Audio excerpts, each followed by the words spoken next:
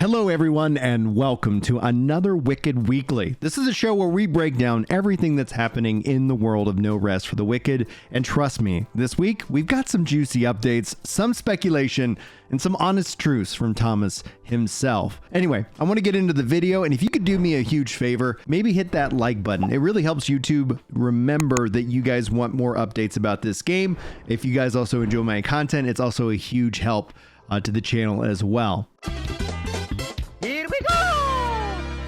But let's go ahead and start with the most exciting part first. The teaser for the big announcement is most likely dropping this week, with Thomas replying to me on Discord. You might want to hold off for a few days when in referencing to making this specific video. So we'll be bringing some more of this news to you guys this week. Now, my guess for this personally is Thursday, since the devs seem to make Thursdays their big days. We've seen this happen with every major update. Thursday seems like it's going to be what is most likely. So mark your calendars, and I will do a live reaction and we can discuss this when it all does go down. So be sure to make sure you're subscribed to the channel or be a part of our Discord so you don't end up missing out on these updates. The top link in the description will get you to all the content that I make here on the internet. Now, it's also super cool to know that these devs are watching my videos as well, enough to pick up on my inability to say Stanima properly, or as I call it, Stanima.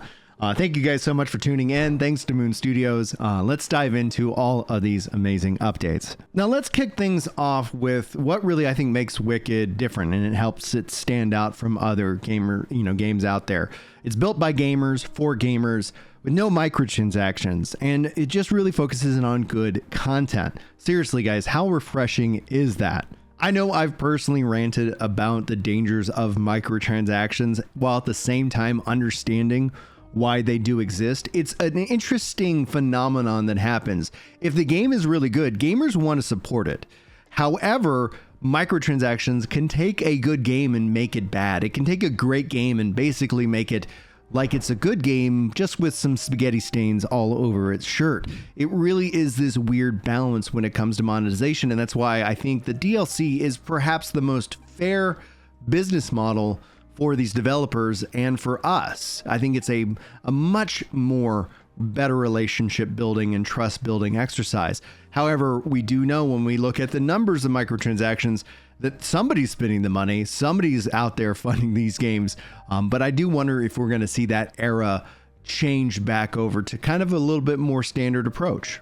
But while we've all also just been waiting for news, this teaser is going to tell us when we might be expecting this update. And yes, we do know that it's happening this week, as Thomas continues to affirm that it is very soon when this is happening. But there's been a lot going on, and one reason maybe why we haven't actually seen this as of last week perhaps is last week we saw that they announced the Nintendo Switch 2, and whether and however you feel about that in said announcement and that said teaser, honestly, I think this is probably going to be something that we're going to see here as well. But it is pretty cool to see that Switch 2 is perhaps confirmed to be able to be playing No Rest for the Wicked. Now, no news on that at this very moment, but we're all still waiting for that teaser trailer, which should point us to the Wicked Inside as to when we can expect that, which would then kick off 2025 in style as the devs get ready to roll into their first year of early access service. Now, if I was going to speculate a little bit more for you guys, I would expect that most likely, due to the time that we are in January, the update is not coming out in January. And I think, and I would expect that the developers themselves are going to skip February because of just how jam-packed it is. You would end up getting cannibalized. If they announced the trailer, if they released the trailer last Thursday, that would have conflicted with the Nintendo Switch 2 trailer, and I think they would have been cannibalized by that news cycle. So it is a delicate balance for sure. But it's also not just about Nintendo. As we see here, Thomas is confirming they're about to be talking up with Sony. There's a lot of reasons for this, and we'll get into that into this video as well. For Xbox players, note that yes, the game is also coming to Xbox. They have a really good relationship with Microsoft. They've talked about that many times. So this is just more confirmation for the PlayStation fans out there. Just note that it is going to be coming. We do not have a release date yet for console. I know that a lot of people are really hungry for that, My hope, and I would speculate in a very hopeful way, low odds, low probability, it'd be really cool to see if they did something for their 1-year anniversary, which is roughly, I think, April the 18th on the top of my head. But let's get into the elephant in the room. Obviously, there have been delays.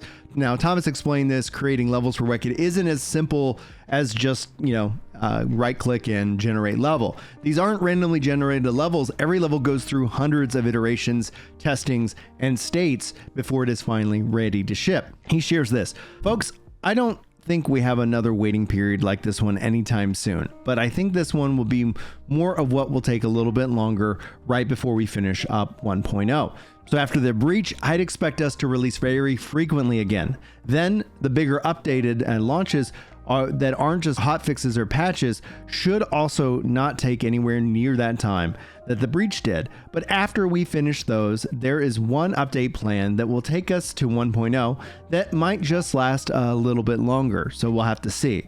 Just stating that now already so people know what to expect. The reason why we see these schedules are so hard to predict is because we have multiple departments working in tandem, and the last one before 1.0 will add all the new areas again, and that is what takes the most amount of time. We don't randomly generate levels, and our levels go through hundreds of iterations to have time to set up with a lot of different states, not to mention the testing that we won't ship until we've played our stuff a ton and agree that it is ready to go. The good news is that we're making things way more systematic, so your playtime will go up and hopefully not in a crappy way. Going on to say and respond to, I have no idea how Thomas is going to revive the game or how he's going to retain the players. He says nothing needs to be revived. We're in early access and we're doing fine. We're not a gas title, a game as a service title, so we don't really care about daily active users and the likes. We don't base our business model around selling players microtransactions. All we need to do in early access is to finish up the Wicked and then sell 1.0 in its best shape as possible on all platforms. If we do that and we'll ship a good product, people will buy it. And if we don't, they won't. It's as simple as that. I understand that you're annoyed by the lack of updates recently, and I get it. But ultimately, we have shown our hand, we've updated a bunch, and now we're in a situation where this update took longer than usual as we had our publisher go belly up. It's unfortunate, sure, but we have some huge plans for 2025 and we'll announce that soon. And in regards to seeing an article that maybe Take-Two now owns Moon Studios, Thomas confirms that is not a thing. And we're going to get more details about this at the Wicked Inside again. So just kind of pay attention to that. I'll be sure to be covering that here for you guys as well. But why the wait? Well, Thomas opens up a little bit about this. He says, we'll open up a bit about this at the Wicked Inside, but basically our publisher used to be Private Division. We worked in a traditional manner with them where we'd work on milestones and get paid for them. But they've been sold off from Take-Two, and we had to handle that situation, which was quite a bit of work. And ultimately, it's pretty clear that we made the right move for Moon Studios and no rest for the Wicked. Now, Thomas goes on to comment because another good story about early access is obviously Larian with Baldur Gate 3. He says, I'm sure there were a lot of people in the Larian discords that screamed about all hell breaking loose all the time. No, the sky isn't falling. And if you think we're a bunch of frauds, well, just wait a bit. We'll have our plan for 1.0 and we'll slowly but surely march towards that and release updates that they make sense while listening intently to community feedback. And then we're going to release 1.0 at some point and we'll see what happens. Early access means that you're a part of the ride, and sometimes it means that you're seeing part of the sausage getting made, which this will spend almost a decade working, and on Ori in both games were pretty big hits. And Wicked is our next passion project, and its many paradigms are more complex than Ori, so development isn't always as simple and straightforward. Just as 2 cents, I get that paying $40 on a title is a lot for some folks, but you've got a lot in return, and the only downside is that sometimes you have to wait a little bit for the update. But what is next? Thomas continues to talk about 1.0 and the breach update and what is to come.